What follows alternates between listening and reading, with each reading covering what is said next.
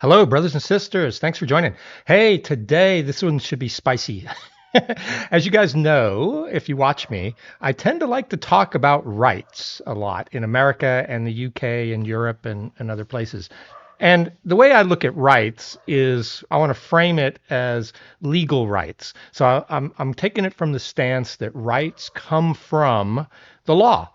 So in America, they come from the Constitution and they come from other laws written based on the Constitution that are passed by the legislature.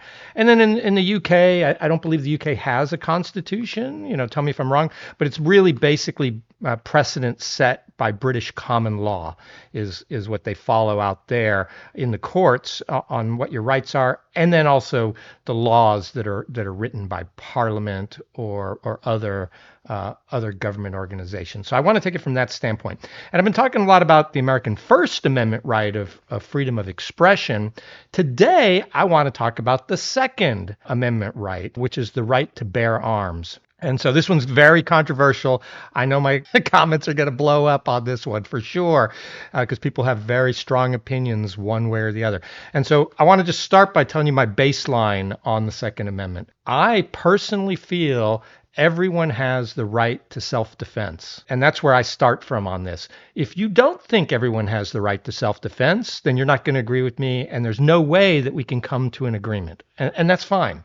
We don't need to come to an agreement. I'm going to tell you, my opinion. You tell me your opinion. It's all fine. We can disagree. That's the great thing about the First Amendment, freedom of expression. We can disagree. I like having these kind of discussions in the public square. So coming at it from that standpoint, let's read this article and let's see where it goes. I haven't actually read the article yet. I just saw the headline and said, ooh, this would looks like it'll be good. Even the NRA is against Trump team plan to ban trans people from owning firearms. Wow. So I don't want to turn this into a trans debate, but let me baseline a little bit that for you from my perspective. I do not feel that all trans people have mental illness, but some do. My position has always been this. I don't want any more new gun laws. In general, I believe that just takes away the rights of law-abiding citizens to lawfully own and use guns for lawful purposes. Because criminals don't obey the law. That's the one thing Democrats never seem to understand. They pass all these new laws, and then they wonder why crime is so high in Baltimore, gun crime. It's the highest in the country. Or why so many people are shot in Chicago, or why so many people are shot in LA. All these places have very, very strong gun laws. It does not stop criminals, and it doesn't stop crazy people. So I'm not in favor, in general, with new gun laws and regulations, because I think we already have too many. But I am in favor of tightening up mental health care and identifying people that suffer from mental issues. But I am okay with identifying people with mental health problems that are severe enough so that they cannot own guns anymore because they're a danger to society. And I'm also in favor of increased security because there are, I think, somewhere on the order of 400 million guns in America. There's more guns than people in America. They're not going away anytime soon. So I just see all this talk about more gun laws as virtue signaling because it actually doesn't solve the problem. The real problem is get better mental health and better security. So I say put armed guards in schools. My local school district hires a police officer. His job is in the morning, he directs traffic in every school. I see them out there. And then the car sits there all day long during school hours. And the police officer is in the school because I believe armed security is the best solution given so many guns exist and criminals and mental patients don't obey the laws. And that's just how it is. And police security is the best because police have arrest powers, where if you hire private security, they're really the same as being private citizens. They don't have the training and the legal protections that police have. So I wanted to baseline all that. That's where I'm coming from. I wanted to be clear and not do it at the end. And then let's read this article and see what we think. Oh, and it's the NRA. I am a lifetime member, voting member of the NRA as well. And I did that. A bunch of liberal politicians annoyed me about what they were doing to the NRA a few years ago. So I did join the NRA maybe 10 years ago as a lifetime member. So I do get to vote at the NRA things. Even the NRA is against the Trump team plan to ban trans people from owning firearms. Yeah, it's dangerous because a lot of Trump's base are NRA members or supporters. Second Amendment groups fire back at Justice Department over potential proposals to block trans people from possessing guns. News of a potential plan from Donald Trump's administration to block transgender Americans from owning firearms was met with an avalanche of opposition, including from major Second Amendment groups historically aligned with Republicans. The National Rifle Association, among the nation's largest and most influential lobbying groups, said that the Second Amendment isn't up for debate. Now, I would also say it is a lobbying group, but it is a civil rights group as well. People seem to forget that. And again, I say it's a civil rights group because I say the Second Amendment is a right. The NRA supports the Second Amendment rights of all law-abiding Americans to purchase, possess, and use firearms, the group said in a statement Friday. I fully agree with that. If you're a law-abiding American, you should be able to possess and use firearms, 100%. NRA does not and will not support any policy proposals that implement sweeping gun bans that arbitrarily strip law-abiding citizens of their Second Amendment rights without due process. I agree with that. I got to get it out there. This is crazy right here. I'm very interested now what Democrats are going to do. I don't think this should be a political issue, really, but it is. Democrat politicians traditionally are very anti-gun and for gun control. But the reason I say it shouldn't be political is I know a lot of Democrats who own guns. So, and this is a losing issue for them generally. That's why no new gun legislation comes out, because there's just not the political will to do it in America. So Trump may have just gotten liberals to support the Second Amendment and people's rights to have guns because they'll want to support trans people having guns. So Trump just did something that is just nuts. So I'm very interested to see how this turns, what the Democrats say on this. Gun Owners of America, another major gun rights lobbying group, said it opposes any and all gun bans, full stop. I am also a member of Gun Owners of America. Full disclosure. I have supported both of those organizations. The Department of Justice is in the early stages of developing a proposal to prohibit trans Americans from possessing firearms, marking a dramatic reversal of the Trump administration's pledge to preserve Second Amendment rights while escalating the president's attack against trans people.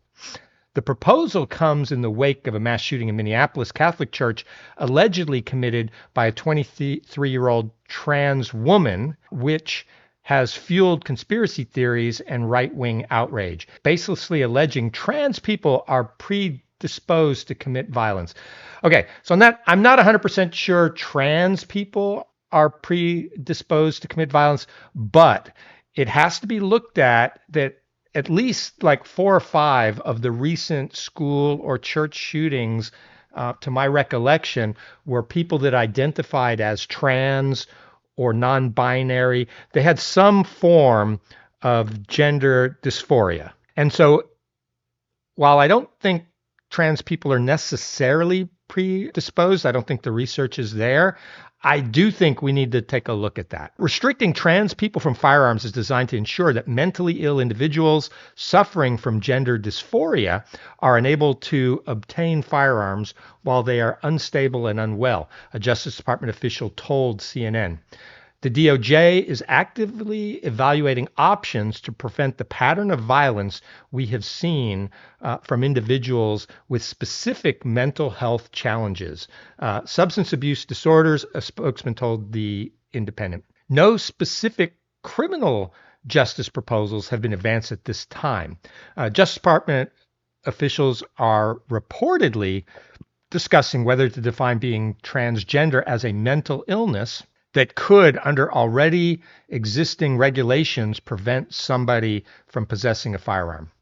Under federal law, a judge must determine a person to be mentally defective or committed to a mental institution before they can be stripped of their right to own firearms. So see, that's what I'm okay with. I'm not for a full trans ban, but I am for tightening up the due process. What does due process look like for a potentially mentally ill person? What are the steps that need to be taken before depriving them of their gun rights? I would like to see a review of that, and not a specific target against trans people, because I don't believe all trans people are mentally ill. And I'll talk about that maybe later, because this is really focused more on the gun side. Since taking office, the president has issued a series of directives targeting trans Americans, including an executive order that erases federal recognition of trans people and other measures that restrict gender-affirming healthcare and ban trans athletes from competing in women's sports. The Department of Defense has also forced out thousands of trans service members from all branches of the military, arguing that people with just gender dysphoria are incompatible with service. Now, that I actually agree with, and I've seen that they've done that. Trump and Hegseth have discharged anyone identifying as trans or even suspected, I believe, of identifying as trans. They've just been summarily discharged from the military. And the reason I agree with that, you might think that's harsh, is I don't want to pay for everyone's trans surgeries. If you want to go be trans, go be trans. But what does it have to do with me? Why should you join the military and have the military pay for your surgery and your shots and all that? And so what I feel is the stories I see about trans folk in the military, the time that they're taking to transition and drugs and that they're taking such like that puts them off of combat status. And I want people joining our military who are actual war fighters. I don't want them in transitioning. That's not why they're there. They're there to be war fighters. You want to go transition on your own time. But again, I don't want to make this about trans people, but I'm actually okay with that direct because I want effective war fighters. To me, that aligns. Trans people are not linked to higher rates of violence, and the overwhelming majority of mass attacks are committed by cisgender men. Trans people are also more than 4 times likely to be victims of violent crimes, including rape and sexual assault, according to the Williams Institute of UCLA Law School. And these numbers are always suspect.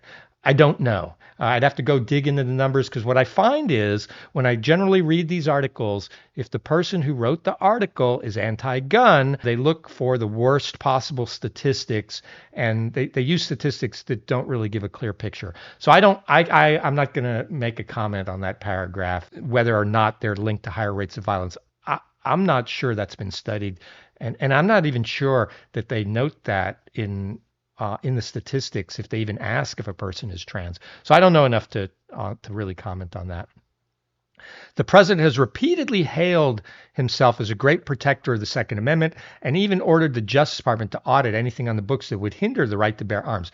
I think the president has gone in the right direction here on the general gun regulations and laws, not this specific one.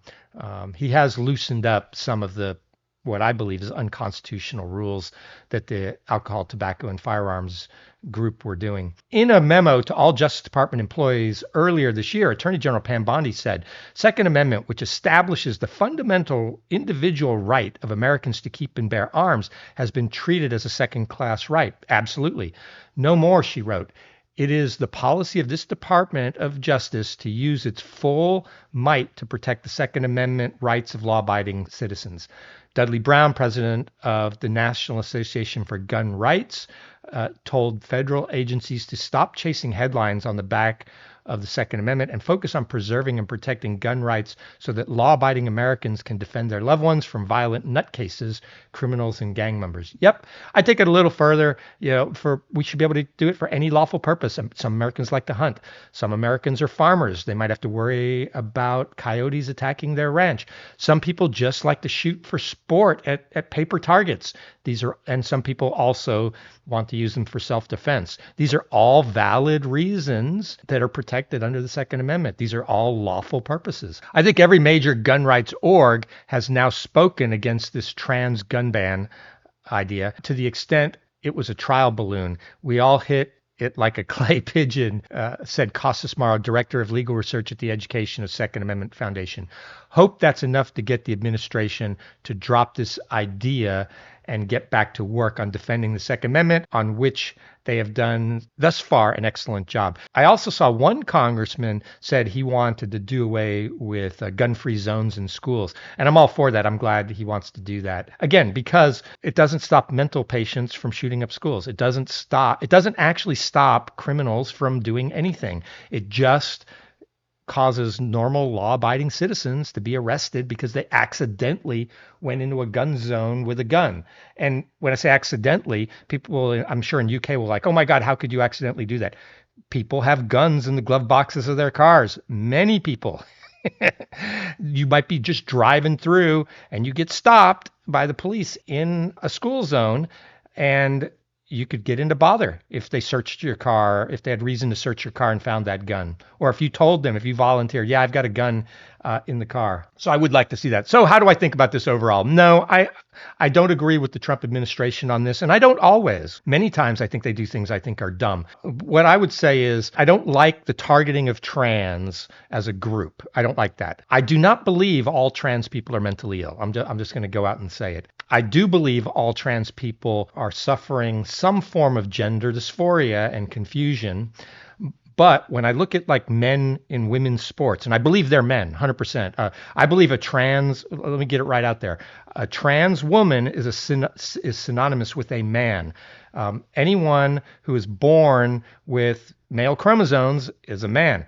Anyone who's born with female chromosomes is a woman. Anyone born with lady bits is a woman. Anyone who's born with man parts is a man. And don't try to quibble about people that are intersex. That's like 2%. And I feel bad for those people, but that's not what we're talking about. We need to make the laws for the majority and not focus in on the exceptions. That's not the right way to make law.